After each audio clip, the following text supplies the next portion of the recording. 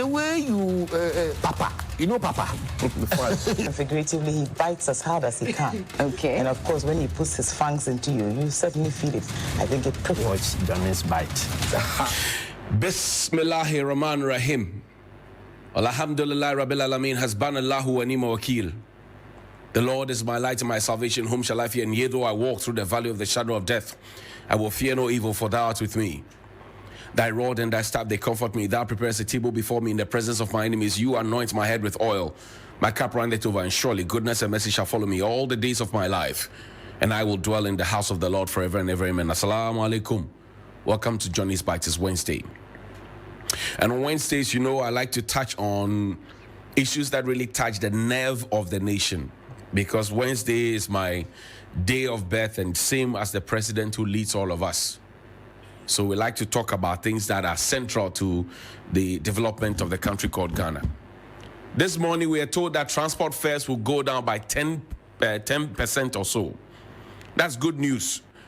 And the drivers are also demanding that, well, if their transport fares are going down because everybody says everything is dependent on transport, then other commodities need to go down as well.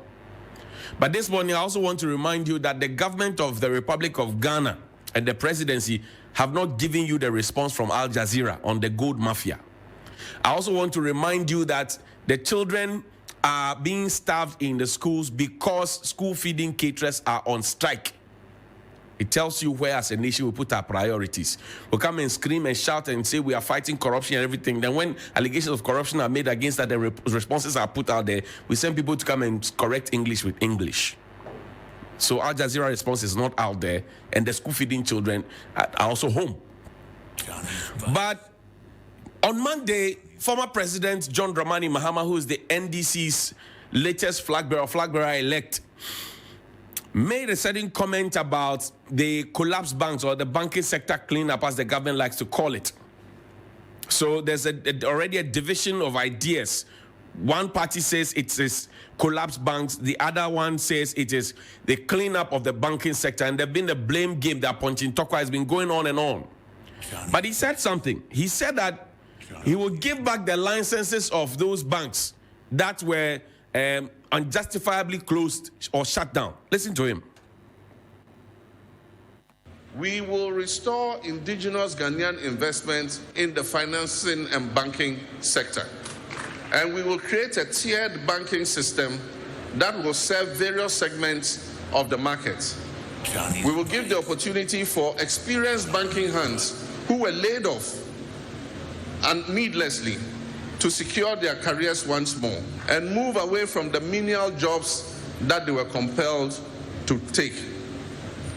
As far as practicable, the banking licenses that were unjustly cancelled by this government will be restored. Our nation is still at the crossroads with crippling debts and an inefficient and wasteful government. We cannot continue this pathway. It is a betrayal of our people. We cannot continue this pathway. It's a betrayal of our people. So you heard him. The first question that came to mind when I heard this was, why is the former president choosing to talk about this at this particular time? That's the first question. Question number two, I thought that licenses for banks were issued by the Bank of Ghana and that the Bank of Ghana is supposed to be independent. So is the former president suggesting to us that government have had great influence on the Bank of Ghana and still we have been presented with the image of the Bank of Ghana as being independent? I'm only asking my questions. But then he made an instructive point that banks that were unjustifiably shut down. It raises the question as to the process, the motive, the characters of the individuals behind the collapse, or if you like, the cleanup, and then the action itself, which boils down to ethics. The character, the action, the motive, and the consequence. He spoke about it. Now, if it was done in the way that it shouldn't have been done, because we were originally told about some 9 billion that we're going to use to do the cleanup. We ended up spending over 20 billion. So that's like 200% more what we said we were going to use. And in any very simple terms, can that qualify as causing financial loss to the state? And if we are asking questions of causing financial loss to the state, who supervised it? The finance ministry, led by Mr. Ken Ofori-Atta, deputized, or if you like, with a state minister or minister of state, Dr. Charles Edubuahin. Can we hold them and hold their feet to the fire for supervising such thing? And you see, the government has been so clever in trying to tell us that, oh, we protected depositors' funds. We protect the depositors' funds. You remember that when the banking sector clean up or collapse, now I'm confused as to what exactly means, whether clean up or collapse. But when it happened, we were told about bonds, that people were going to be giving zero coupon bonds. And somebody asked that if I am going to the market, or I send my wife to the market to go and buy me something, have my money stuck at the bank, I will go and tell the market woman that give me tomatoes because government has given me bonds. So collect my bonds and give me tomatoes. And at some point, even those monies that were supposed to have been saved, people could not go beyond a certain threshold of their own monies. I think about 50,000 or so. So we actually put people through a lot of hardship. People claim that others have died because of this. President Mahama said people are doing menial jobs because of this. So who do we really hold responsible? Do we hold Mr. Ken Ofori-Atta, the finance minister, responsible? Do we hold Mr. Charles Edubuahin responsible? Do we hold Abena Asari, deputy finance minister, responsible?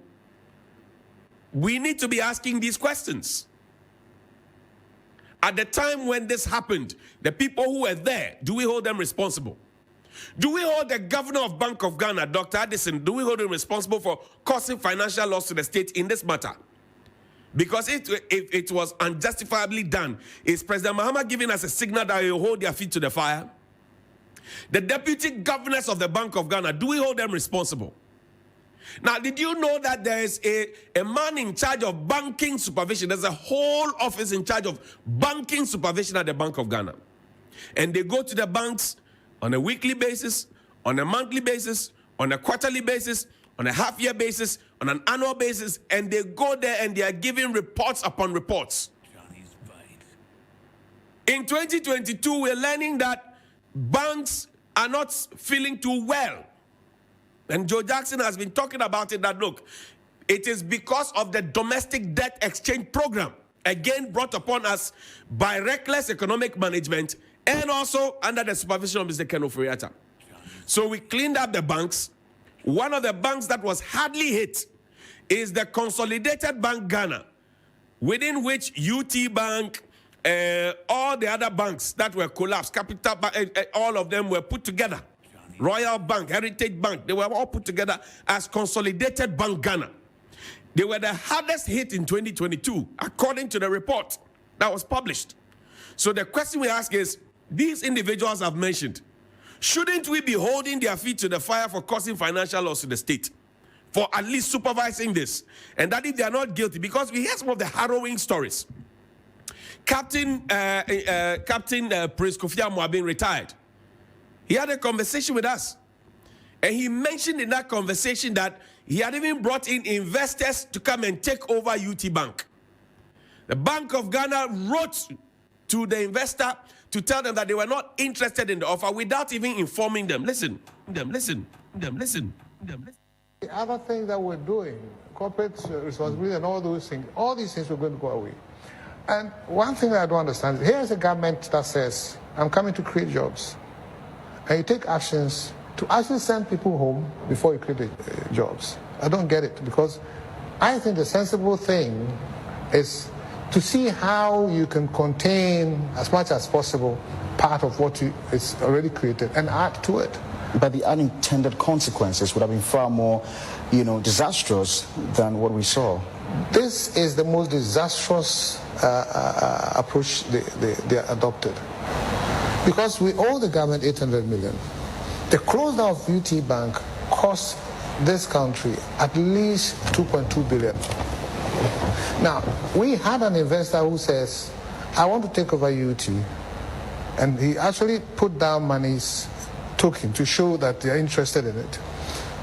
And the first offer was, we'll pay 400 of the 800 and Bank of Ghana write off the 400. Now, we're even negotiating with them to say that we'll pay the 800, but give us more time to pay the 800, and then we'll take over the bank. The interesting and funny thing is that Bank of Ghana, behind us, wrote to our investor to tell the investor 1 week to the closure that they didn't like their offer. That is not Bank of Ghana's investors. They have no relationship with them. And they did not even copy us. And the investor felt, oh, since he's been written to, we must know. So it's as if some plan was hatched to spring a surprise and to just... Do you believe that some plan was hatched? I don't have time to think about those things. I don't beg rights. What has happened. You see, one thing is, this country is more important than UT or any other company. And he puts it succinctly, this country is more important. But you see how the machinations were done. So I'm asking again, should people's feet be held to the fire? Because if you say I have a problem that is worth X amount, and for which reason you are shutting me down, because majority of the banks, beyond those that were already rotten, majority of the banks were it was just a matter of minimum capital requirement of 400 million that they do not have. A minimum capital requirement of 400 million that they do not have. Now, that minimum capital requirement and what we spent in the name of trying to clean up the place could have actually come to top up for all of them, and then you do proper supervision and strengthen them. You'd have saved jobs, you'd have saved the depositors, you'd have saved people the recklessness and the heartbreak, the BP and the diabetes and all the other conditions that people are managing, and people not being able to even access their monies. So we should be looking at Mr. Furiata. We should be looking at Mr. Charles Dubois. We should be looking at the governor of the Bank of Ghana, Dr. Addison. We should be looking at his deputies. We should be looking at all the other people, head of banking supervision, everybody, and ask ourselves whether they are candidates for causing financial loss to the state. Now, yesterday, the Gihok at industrial area, there was heavy police presence at Gihok. At least 20 policemen at Gihok. What were they there to do? They were there to prevent the staff of Gihok from demonstrating. And I will serialize this in the next 2-3 days. I have documents. So don't bother covering up because we already have the documents. Gihok. Now, what were they protesting? They were protesting the fact that the MD for Gihok had returned, the Honorable Maxwell Kofi Juma, in-law of the president. Because if you didn't know, Mr. Maxwell Kofi Juma, beyond what he said that President Akufo-Addo can never be president of this country, he had also given his son out to marry the president's daughter. So he's the president's in-law. Give or take the president's in-law. And so give or take is a family and friends thing. But I don't want to get into those personal issues. Mr. Maxwell Kofi Juma was born in 1950. June. So next month, he will be 73. He's older than Ghana. He is the boss or MD of Gihok. The staff were protesting because he had returned after about 2 months of a sick leave. And they say that the dissolution of the IMC, the management team that was put in place in his absence, was dissolved. And listen, it always comes, they say, order from above. Who exactly is that order from above? Today, I'll tell you how much we spend on the boss of Gihok. Now, please enlarge it for me. This is a document that we chanced upon or that we intercepted, okay? This document is on the conditions of service. It is dated the 1st of August. 1st of August. It's quite blurred there, so you can see, 2019 or so. Honorable Maxwell Kofi Juma, Managing Director, Gihok Distilleries Company Limited, DSA. Revision of conditions of service of the Managing Director. Following successful conclusions with the brand board or stakeholders regarding your salary review, First one, proposed basic salary. And I can tell you that is any over 50,000. Proposed basic salary, 50,417 Ghana cedis and 2 pesos. Basic salary, 50,417 Ghana cedis, 2 pesos. Free accommodation rented by the company with soft furnishing. In the absence of the accommodation or free accommodation by the company, the managing director will be given a lump sum payment for 1 year rent in advance at a monthly rent of 13,500 Ghana cedis. So a total for the full year will be 162,000 Ghana cedis. Now, should the company provide the accommodation, the managing director will be allowed to buy movable household items such as furniture, mattress, fridge, etc., etc., as approved by the board. Entertainment allowance, 10% of basic salary. Utility benefits, 10% of basic salary. Clothing allowances, 10% of basic salary. Driver shall be put on the company's payroll. This is what the benefits are for the boss, the managing director of GEHOC. So very well paid, very well taken care of. But I will stop here because there are other 2 or 3 letters that I wanted to show you. But I'll stop here because I'm told that my time is up. So I'll stop here. Tomorrow I will show you how the Ghana Revenue Authority has taken over the account of GEHOC, because when in 2019 or before 2019, GEHOC was getting awards for being very tax efficient and compliant, they are now being dragged by the Ghana Revenue Authority. They are before the courts with SNIT for not paying SNIT benefits, and SNIT has asked that the matter be ended by, the court have directed that the matter be ended by 20th of May. And then I'll show you one from Metropolitan Insurance, where tier 3 benefits of these workers of GEHOC have not been paid since January 2022. And then I will show you other documents that no media house in this country has. I'll share with you tomorrow. So please, tomorrow make a date with us. I've just showed you how Mr. Kofi Juma is 73 in June, how he's an in-law of the president, how police were brought in to prevent the staff of GEHOC from protesting that their salaries, even for March, have not been paid, I think, or April rather, have not been paid, and they fear that the salaries for May may not be paid, how they have their SNIT benefits are in limbo, how their tier 3 are in limbo, and how their taxes have become a problem. I also show you vehicles of how some of the suppliers are not happy and they came to move their things. Question that we ask is, this is a state-owned enterprise set up in 1958. It has declared profitability in the past. If they are not able to pay salaries, they are not able to honor tier 3, they are not able to pay SNIT, they are not able to pay all those things, it tells you that all is not well. Like ABF Husseini will say, when you see somebody selling his pregnant goat at the market center, it tells you there are pregnant problems at home. But the president chooses to keep retirees at post while the young cry. So the president's in-law, I mentioned it to you. Tomorrow, I'll give you some more juice. Good morning.